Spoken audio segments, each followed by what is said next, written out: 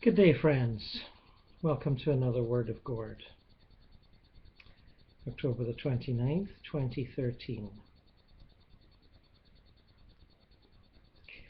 Today we'll be doing a spirit contact. For a little while now I've been feeling the inner pressure from a certain spirit, and when I do that over a period of days, I usually tend to feel that the contact and communication are much needed and much required. Not whimsical, despite my whimsical grin.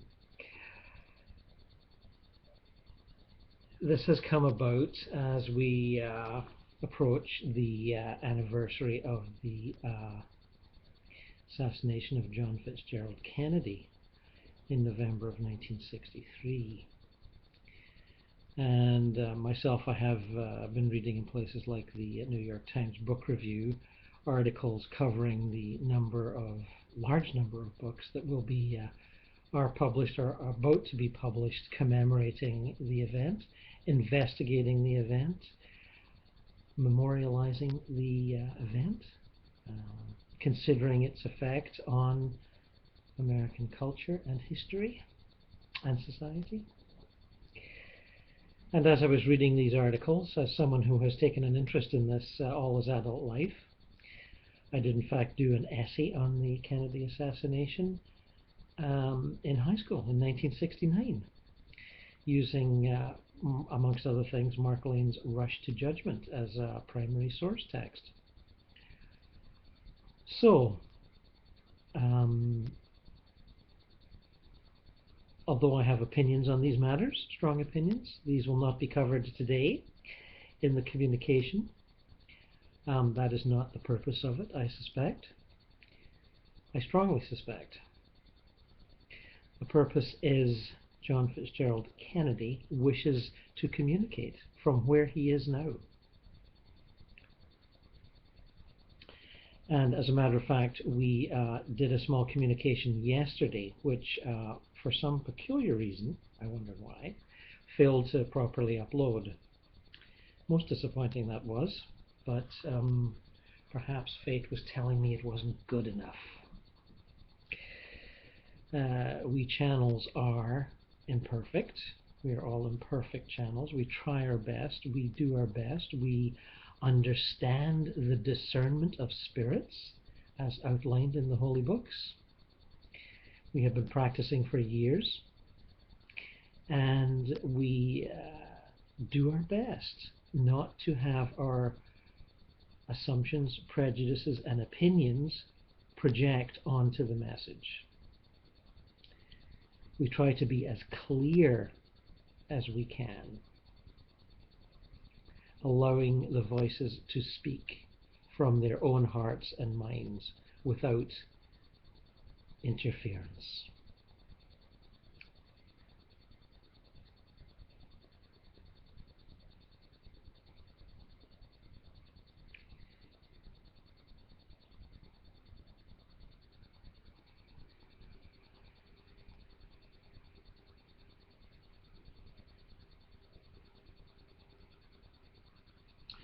Fellow human beings on the physical plane of the Earth planet. For that is the way I conceptualize the potential audience for this message.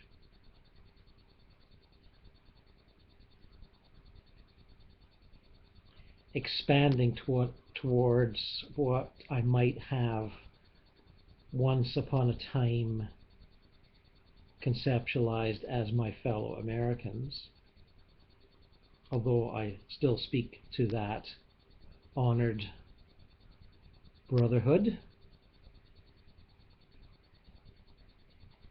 I now address my fellow humans, although I suspect it is mostly North Americans who will be remembering that fateful day in Dallas many years ago, when I was invited to leave the physical plane, and I did so. Not without resistance, I might add. Acceptance of my fate was not prominent in my mind at the time. Shock and dismay, perhaps, would be more accurate.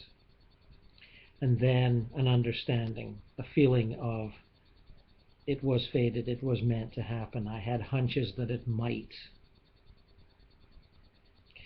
Still, as we approach that anniversary and I hover over my country and countrymen, receiving the love and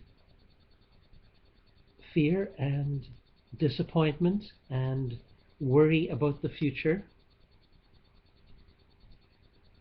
I feel that I would like to ask you all to leave that behind as much as you can and look to the future, to the more lighted and glorious future where freedom and democracy and those ideals that we so cherish,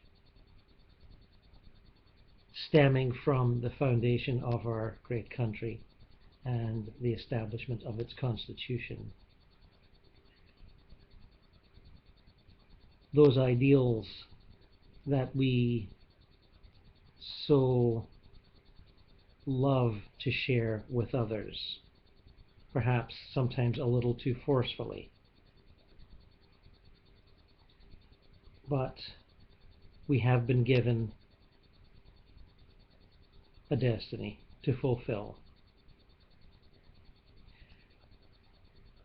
In my time here in the paradise, heavenly worlds, I have had much space to consider the destinies of other nations as well as our own, and I now consider them equal to ours.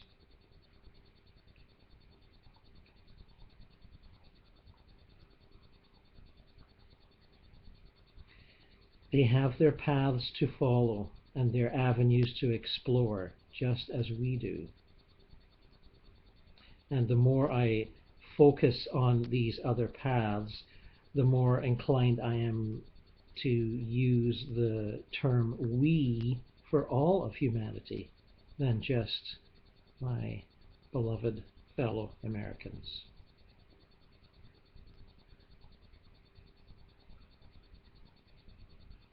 The good Lord joins us all in the spirit of brotherhood.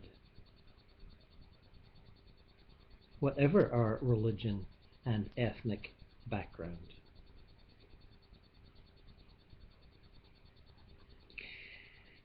For those who would care to know, I am well and happy, and my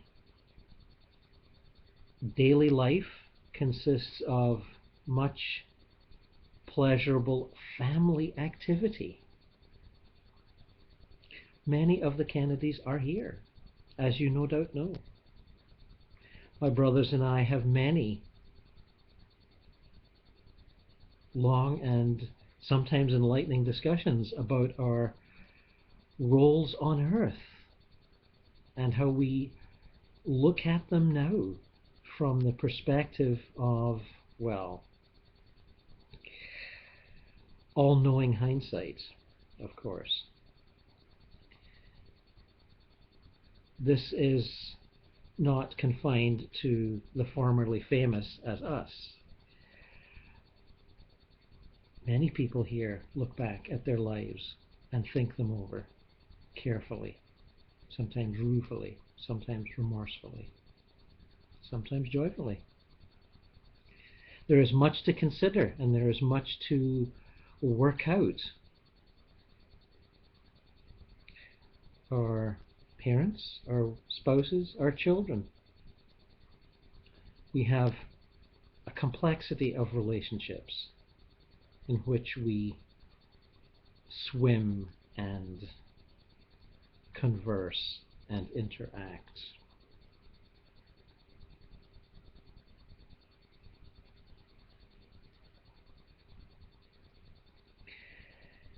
Some of my former, shall we say, rivals and enemies are here. Mr. Khrushchev and I have had many discussions. And I offer his name up as just one example. That is the life here, where we celebrate our resurrection and our eternal life. And we celebrate that of others, no matter what they believed while on earth.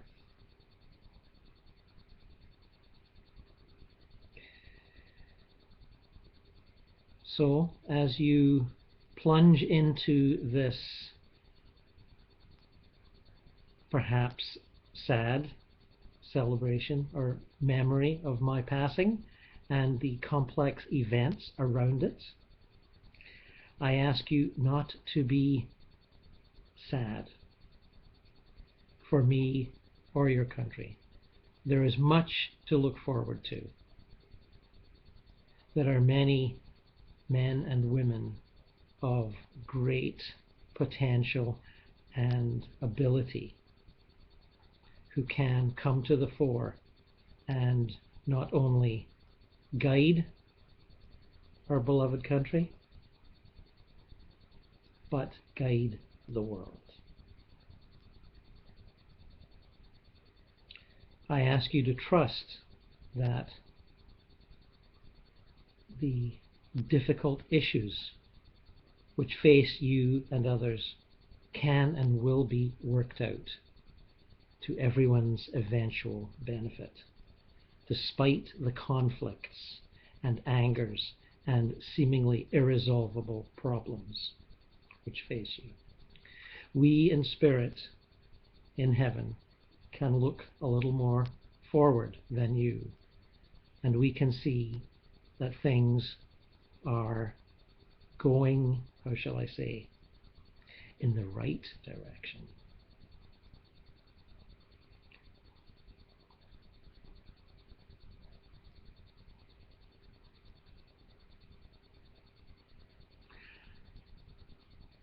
I am not sad. I am happy. I am content. And I look down to your world with love and a fondness that even transcends love. And I ask you to remember us not as tragic figures, but as men and women who did their best for their country while they had the chance, and who now are more than happy to leave that role to others.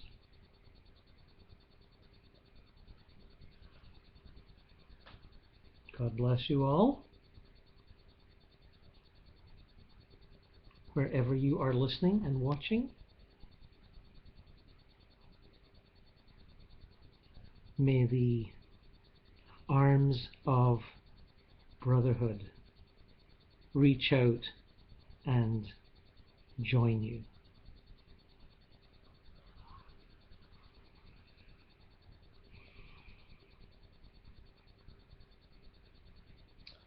Thank you, friends.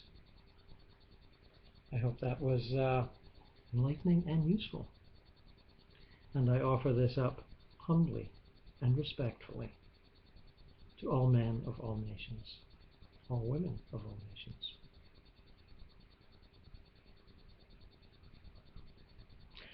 I may be somewhat mistaken.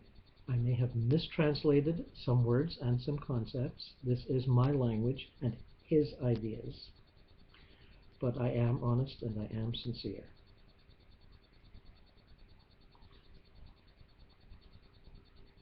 So long.